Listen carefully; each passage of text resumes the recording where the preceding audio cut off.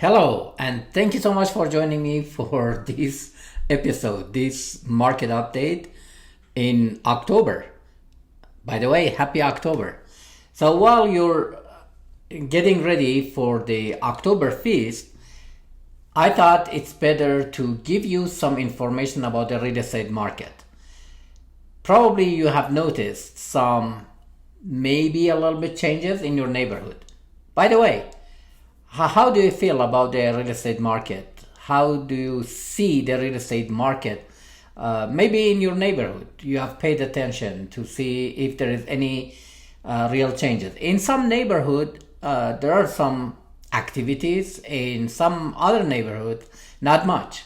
So it depends on the neighborhood. However, I'm going to give you the data from DMAR, Denver Metro Association of Realtors, about September to see what was going on. But before giving you the data, let me show you my information, because nowadays, actually, more than not only the several years, more than probably ever before, you need an expert, a specialist like me. So if you want to sell your house or buy a house or whatever you want to do, go ahead and contact me. And I appreciate your business and your referrals. As you know, I'm in real estate for 15 years in Colorado from 2010. And I have done a lot of transactions. I am familiar with almost every neighborhood in Denver metro area and beyond. So hopefully we will get together and we can talk, even if it's not about immediate selling or buying. If you have any questions, you can ask me, and I'll be glad to meet you in person or on the phone, whatever you're comfortable with, and answer your questions. I know many people nowadays, they have a lot of questions because real estate market nowadays is different than several years before, and you need experts and specialists in real estate just like me. So please do not hesitate to contact me. All right, let's get into it. Let's see the data from DMAR to see what was going on in real estate market in Colorado in September. All right, so as you see on the screen, the median close price came down a little bit, and closed homes, it means the number of the closed deals, the houses they were actually sold in September, was down actually quite a bit by 8.7%, and months of inventory went up by 8.3%. Sales volume was down by 11.5%, and median days in MLS went up by 16%, over 16%. So the market is slowing down mostly because of the seasonal effect, and because the interest rate was not significantly down, although it was down a little bit. Last week it was generally about 6.3 to 6.4 APR. Interest rate was lower, 6.25 I think, for 30 years mortgage. But well, APR is a little bit higher, right? And you need to buy point. It depends on the situation and condition you're in, and the terms that you will sign the contract with your mortgage company. All right, so let's get into it and see exactly what was going on here in this busy slide. Just if you follow my cursor, then you won't be lost, because this is a busy slide and easily you can be lost. But if you want to study more, you can pause the video and read the numbers for yourself. But I'm gonna go with the residential, both detached and attached, so the upper part.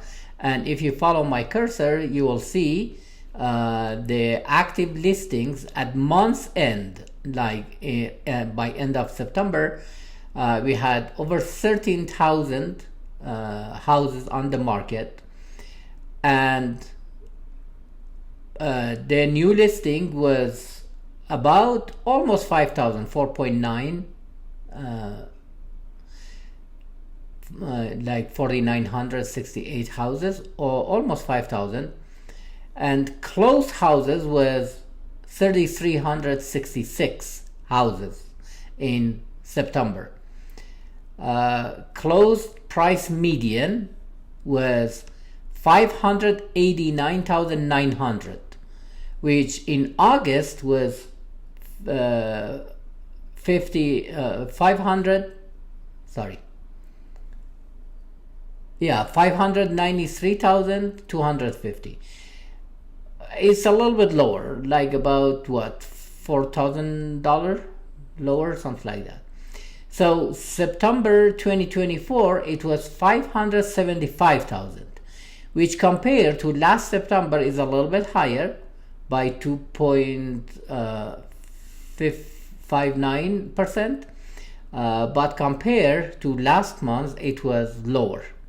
Sales volume, as I mentioned at the beginning, it came down compared to last month by 11%, but compared to last September, actually it was up a little bit, 2.6% higher than last September. And the close price to list price ratio was 98.3%, which in August was 98.5%, and last September it was 98.9%. The close price to list price, it indicates that people are willing to pay close to the list price, like only just a small percentage lower than the list price. And by the way, this is the last list price, not the original, because many houses they reduce the price during the course of selling, and some houses actually they do it several times during the course of selling. So this is the last list price compared to the sold price. Okay, I want to make sure that you understand the difference and you see what does it mean. All right, so this one is active listing at month's end that we talked about. If you look at this dark green graph at the top, you see the number of houses on the market. So last month it came down, but in September it is going sideways. So we had about 13,000, more than 13,000 houses on the market as active listing, and this is the combination of both detached and attached, the green graph. And the purple one is the detached, the blue one is attached. Okay, so new listing went up a little bit compared to last month again, and the most important, actually this one is important too, the residential median and average, which I'm actually more interested in median. The lower graph, the dark graph, is the median.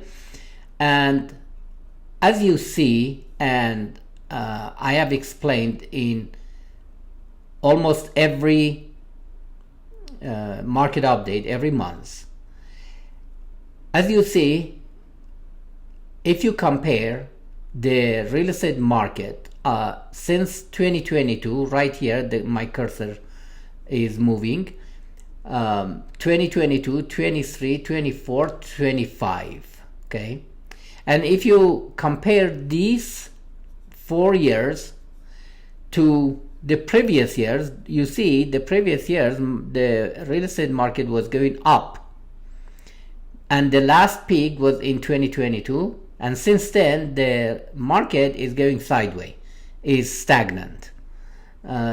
Even the seasonal effect that we saw in 2022 to 23 to 24, you don't see it that much in 25.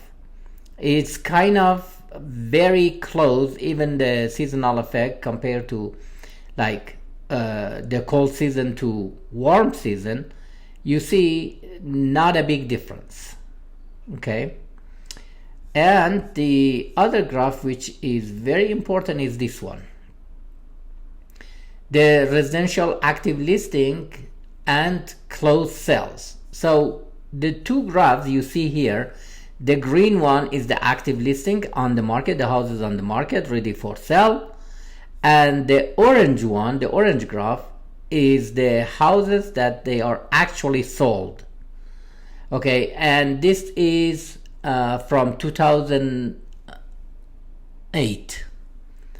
So this is after the crash of 2008. So 2008, 9, 10, 11, 12, 13, and so on, up to here, that is 25. You see the gap between the active listings and sold houses is huge, and it's very similar actually to 2012 and 13. Okay, but the question is why the price is holding up and we don't have crash. Because first of all, the number of active listing compared to like 2008, 9, 10, 11, it's still lower, significantly lower. At that time we had like about what? At the peak in 2008 we had 26,000 houses on the market. And later on it came down to around 20 and again 23,000 and so on. However, when you pay attention to the orange graph, you see that in from 2012 to 22, the number of houses were sold were higher than like 2008 to 2011 or 12. And if you pay attention to the last graph, the last part of this orange graph, this is 2025 and this one is 2024, you see the number of houses sold and the deal were actually closed are not that much. So it's about like over 3,000, about 3,300 houses last month in September were sold. So the demand basically is not that high. The active listings is really high. But because the majority of houses, they have a lot of equities in them, so the owners, and the economy is good, so the owners, although it takes a long time to sell their house, they are not like rushing like 2008 or 2009 because they lost jobs and the economy was bad and many houses were short sell and they got notice from bank and such and such. Nowadays, rarely you see a short sale, rarely you see a notice from bank. So people are holding up still. And hopefully in next couple of months, the market will be much better and the number of houses will be higher. Although it's cold season, and even if the Federal Reserve drops the interest rate twice by end of the year, probably it's not gonna have a huge effect. It moves the market a little bit.